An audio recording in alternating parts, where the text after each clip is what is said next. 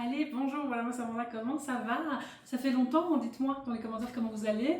Aujourd'hui j'avais envie de vous parler de mon Preptober parce que ça va être un petit peu différent cette année. Ça fait 2-3 ans que je fais le challenge NaNoWriMo et du coup au lieu de faire ce challenge là cette année-ci, je vais faire le Rough Draft Challenge de Sarah Cannon. C'est une approche beaucoup plus accessible et beaucoup plus flexible. Elle est idéale pour les gens qui ont un emploi du temps chargé et j'ai un emploi du temps chargé. En vrai j'avais pas vraiment envie de faire NaNoWriMo cette année parce que le challenge il est trop gros pour moi en fait, tout simplement. 50 000 mots en un mois, j'arrive pas, j'ai pas réussi l'année passée et les 2 fois précédentes où j'ai essayé de le faire, j'arrivais pas non plus. Et puis c'est surtout parce que je prépare mon déménagement, on rentre en Belgique avec l'amoureux au tout début du mois de décembre et donc tout le mois de novembre on prépare le déménagement et un déménagement à 9000 km c'est très stressant, c'est épuisant et du coup j'aurai pas le temps.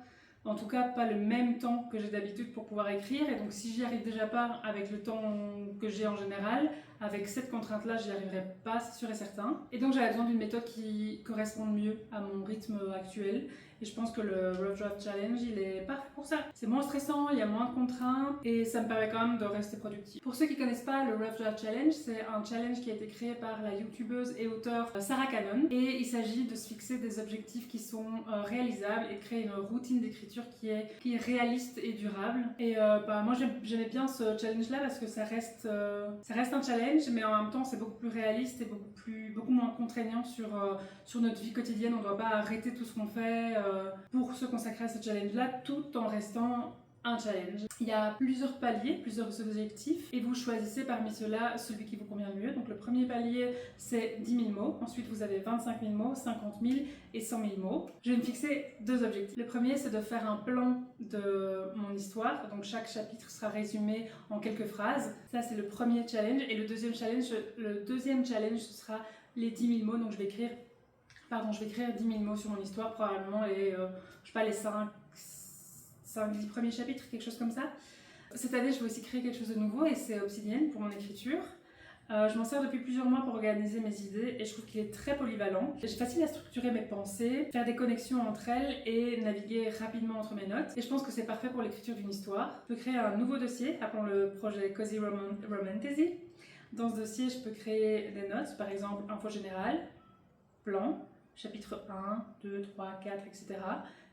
Je peux créer des notes sur les personnages aussi, faire des fiches personnages. Personnage numéro 1, Aurora, personnage numéro 2, Dan, etc.